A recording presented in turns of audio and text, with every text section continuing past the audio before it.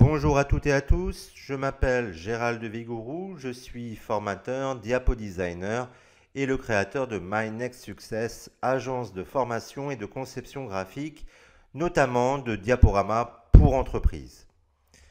Bienvenue dans ce nouveau tuto Diapo Design. Je vous propose en effet une série d'ateliers créatifs, simples et efficaces, qui vous permettront de porter un nouveau regard sur PowerPoint. Aujourd'hui, nous allons continuer à nous intéresser à la colorimétrie. Dans un premier épisode, nous avions parlé des principes fondamentaux de la colorimétrie, notamment de la différence entre l'espace colorimétrique RVB et l'espace colorimétrique CMJN. La conclusion était que dans PowerPoint, l'espace colorimétrique, c'est l'espace colorimétrique RVB. L'épisode 2, quant à lui, nous a permis de mieux comprendre la méthodologie de constitution d'un nuancier. L'outil clé de prélèvement de couleurs est bien sûr la pipette, outil que nous retrouvons notamment dans Photoshop, Illustrator pour les logiciels PAO, mais également dans Paint. Pour mettre en place les bonnes associations colorimétriques, nous avions indiqué que le logiciel référent est Illustrator, mais qu'il existe aussi un site développé par Adobe, Adobe Color, accessible gratuitement, qui peut devenir un précieux allié dans la constitution d'un nuancier. À vous ensuite de définir une règle d'harmonie, monochrome, complémentaire ou triadique par exemple. Aujourd'hui, nous allons nous intéresser à la mise en place de ce nuancier dans le logiciel PowerPoint. Alors l'objectif est tout simplement de constituer ce que l'on appelle dans PowerPoint un jeu de couleurs. Voici les différents codes colorimétriques RVB que nous avons retenus pour notre jeu de couleurs. Alors vous constaterez d'ailleurs qu'il en manque un ici à droite. Pourquoi ? Tout simplement pour vous montrer que dans PowerPoint, nous avons également l'outil pipette à disposition, et ceci dans la version 2013, à partir de la version 2013 du logiciel. Alors comment opérer, comment faire ? Eh bien c'est très simple. Vous sélectionnez l'objet donc coloré ici, puis vous choisissez une commande en lien avec la couleur, comme par exemple la commande couleur de remplissage ici, dans l'onglet accueil. En déroulant l'outil, vous aurez accès à la fameuse pipette. Vous cliquez sur la pipette, vous vous positionnez, vous vous placez sur l'objet coloré. Au bout d'une seconde, une infobulle vous donnera les codes colorimétriques RVB. C'est aussi simple que cela. Alors bien évidemment, sinon, un clic sur la couleur vous permettra tout simplement de prélever la couleur. Alors tout d'abord, un jeu de couleurs, à quoi ça sert vraiment? La question peut se poser. En effet, vous constaterez, hélas, que dans beaucoup de modèles d'entreprise, il n'y a aucun jeu de couleurs défini. Beaucoup trop donc de modèles ont complètement oublié donc d'intégrer cette composante fondamentale d'une ligne graphique, le nuancier. En fait, avoir un jeu de couleurs est normalement incontournable pour une présentation professionnelle digne de ce nom. En effet, dans une présentation PowerPoint, tous les objets sont naturellement en connexion avec un nuancier, avec un jeu de couleurs.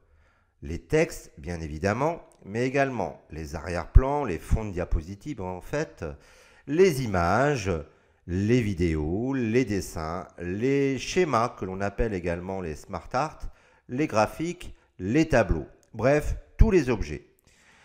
Les objets en fait à leur création auront toujours une couleur par défaut, celle du jeu de couleurs.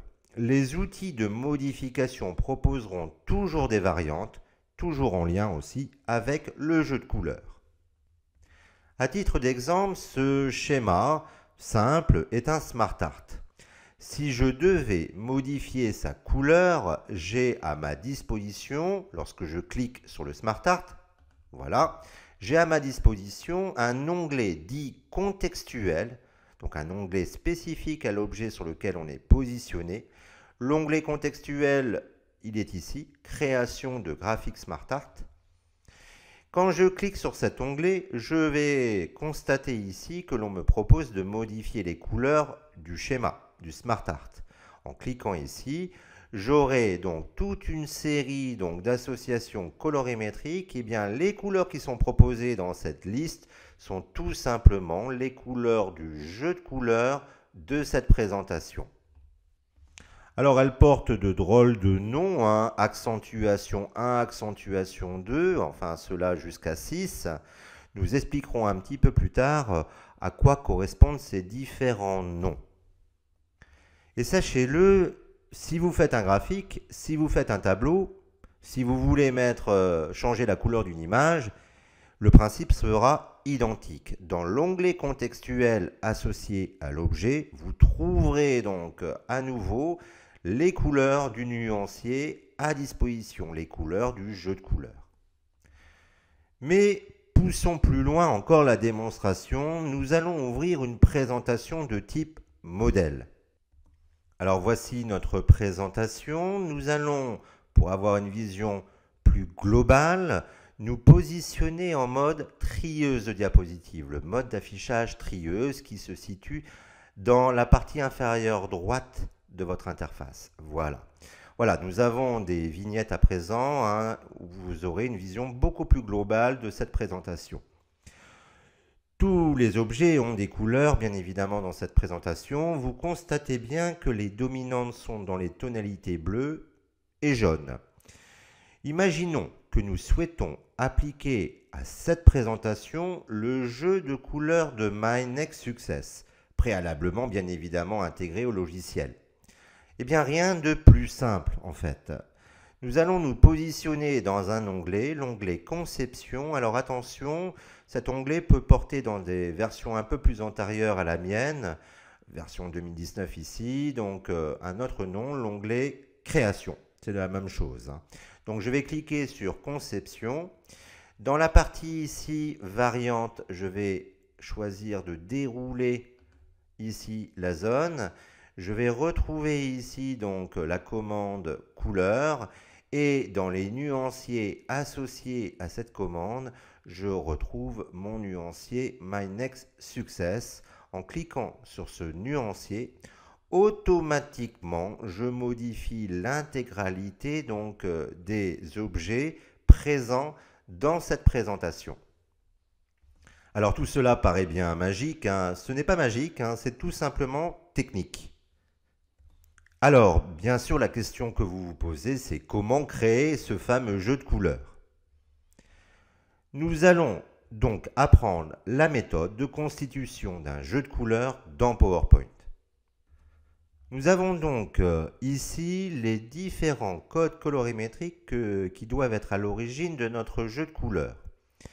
Donc, nous avons opérer un travail de constitution d'un nuancier préalable.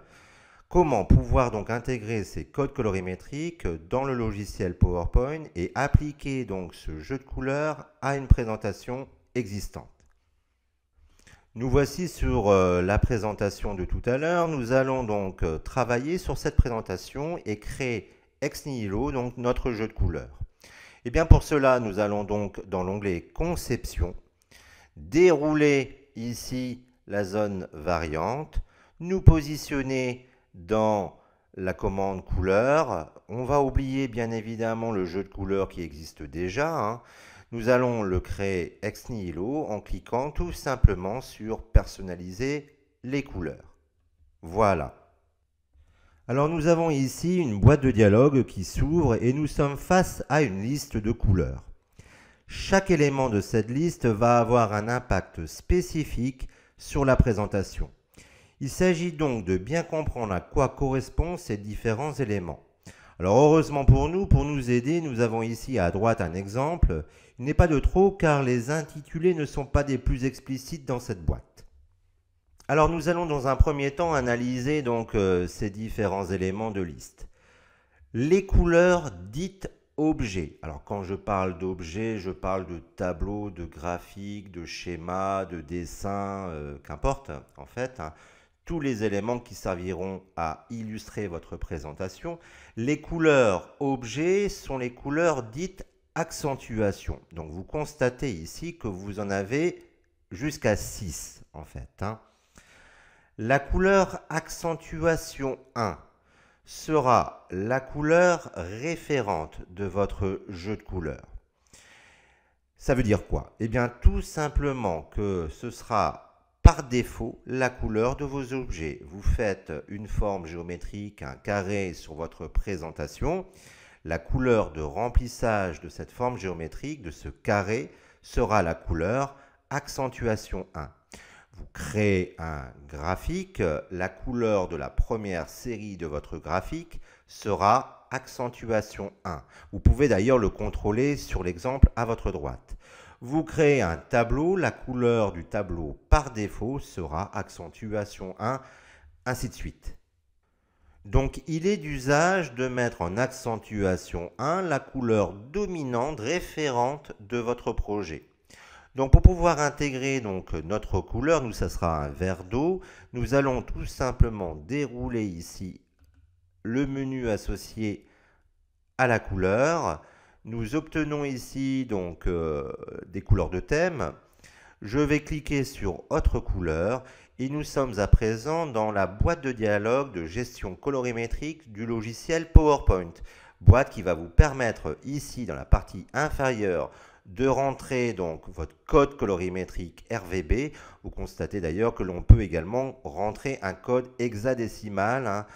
Par exemple, ce sont des codes que l'on utilise beaucoup sur les sites web. Alors le code qui va nous intéresser, c'est le code de la couleur vert d'eau, donc je vais le saisir. Donc c'était du 132, 172 et 182. Voilà. Alors pour pouvoir passer rapidement d'un champ à l'autre, je vous invite à appuyer sur la touche tabulation de votre clavier. Voilà, j'obtiens donc la bonne couleur ici. J'ai tout simplement qu'à valider pour que cette couleur soit bien prise en compte. Concernant la couleur accentuation 2, cette couleur se doit d'être en contraste avec la couleur accentuation 1. Pourquoi? Bien, tout simplement, imaginez donc un graphique de type histogramme. Vous souhaitez bien évidemment avoir des couleurs qui sont tranchées d'une série à l'autre, qu'il y ait un fort contraste d'une série à l'autre. Donc, il est très important, lorsque vous mettez en place votre nuancier, d'avoir toujours en tête le principe de contraste. C'est-à-dire qu'il faut avoir toujours un contraste suffisamment fort entre deux couleurs. Je vais donc intégrer également ici mon code RVB.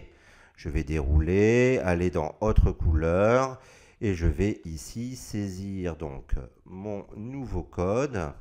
Voilà. Et voilà. Ah, petit souci. Voilà.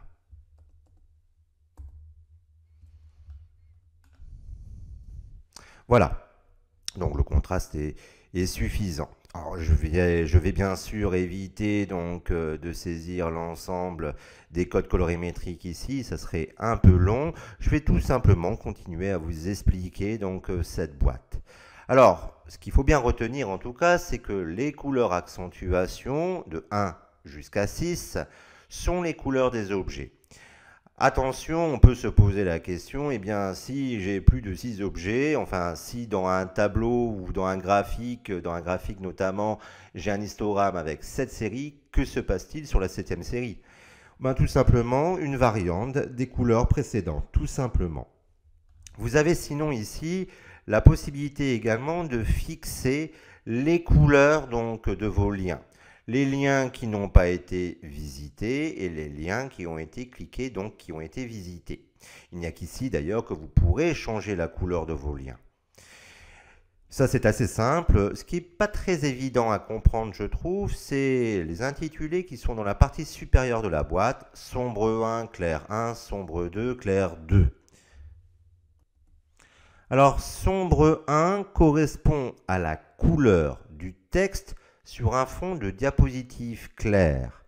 Nous allons donc, en règle générale, choisir logiquement du noir. Donc c'est la couleur du texte le plus sombre sur un fond clair. La couleur clair 1 correspond à la couleur du texte le plus clair sur un fond sombre. Donc en général, nous choisissons du blanc. Concernant les sombres 2, clair 2, on va parler dans ce cas-là des fonds. Sombre 2, c'est la couleur du fond le plus sombre. Donc nous pouvons choisir par exemple du noir. Clair 2, c'est la couleur du fond le plus clair. On peut choisir ici du blanc. Heureusement, donc je me répète, mais heureusement pour nous, nous avons toujours à droite ici l'exemple qui permet de contrôler le rendu. Alors voici le nuancier finalisé, nuancier de My Next Success. Donc a priori, je dois bien évidemment toujours lui attribuer un nom pour pouvoir le retrouver facilement dans mon interface, puis l'enregistrer. Automatiquement, le nuancier s'applique sur l'ensemble des objets constituant cette présentation. Si vous êtes amené à devoir le modifier, à devoir le renommer ou voire même le supprimer, comment faire? C'est très simple. Vous allez dérouler à nouveau variante, vous allez dans couleur et vous ferez un clic droit sur votre nuancier. Vous avez ici la possibilité de modifier ou de supprimer. Alors ce nuancier va donc influencer la colorimétrie de l'ensemble de la présentation, de tous les objets de cette présentation. Ce nuancier restera présent, toujours à disposition dans le logiciel. Alors ce qui est intéressant, c'est que ce nuancier est transversal. Je m'explique. Il est tout simplement exploitable également dans les autres logiciels du pack Office, notamment Word et Excel. Alors nous voici sur Excel, nous voici donc dans un classeur Excel qui est constitué d'un certain nombre de feuilles. Donc nous avons ici un petit sommaire, un tableau, un graphique, une facture, un facturier plutôt, un document pour des notes de frais et puis une base de données clients. Alors vous constatez ici que les différents tableaux ou graphiques n'ont rien à voir avec les couleurs de mon logo, avec le nuancier que nous avons pu développer dans PowerPoint. Comment je peux appliquer mon nuancier dans Excel? Le nuancier que nous avons constitué dans PowerPoint. C'est très simple. Nous n'avons pas d'onglet conception dans Excel, par contre nous avons un onglet qui s'appelle mise en page. Donc je vais cliquer sur cet onglet. Et là, à votre gauche, ici, vous avez le menu couleurs. Et je vais retrouver le nuancier développé dans PowerPoint. Il est également à disposition donc dans Excel. Et comme je vous l'ai dit aussi, dans Word. Je vais cliquer sur ce nuancier. Automatiquement, toutes les feuilles du classeur sont chartées, sont formatées au niveau colorimétrique avec les couleurs du jeu de couleurs développé donc dans PowerPoint. Ce qui vous garantit donc de manière globale sur toute une production des logiciels du pack Office Microsoft une homogénéité colorimétrique. Donc vous avez une ligne graphique en quelque sorte qui est transversale à tous les logiciels du pack Office, ce qui est précieux bien évidemment pour une belle cohérence graphique. Alors voilà, vous savez à présent comment concevoir de A à Z un nuancier de la phase de réflexion à la phase de production dans PowerPoint. Mais comme vous pouvez le constater, le bénéfice ne concerne d'ailleurs pas que PowerPoint, puisque même Excel, même Word sont concernés par le développement de ce nuancier. Plus la peine de se poser donc des questions quant à vos futures présentations. Le jeu de couleurs garantit le respect d'une charte graphique et la cohérence graphique de l'ensemble. Le dernier épisode pour clore la thématique de la colorimétrie en diapo-design se portera sur le langage des couleurs. Alors si vous avez aimé cette vidéo, je souhaite que vous puissiez soutenir mon travail et voir de nouvelles vidéos. Donc n'hésitez pas à vous exprimer via ma chaîne YouTube bien évidemment. Le meilleur moyen de soutenir donc mon travail, c'est bien évidemment de liker donc cette vidéo, de la partager sur vos réseaux sociaux et bien sûr de vous abonner à ma chaîne YouTube. Je vous remercie donc et je vous dis à très bientôt pour de nouveaux ateliers.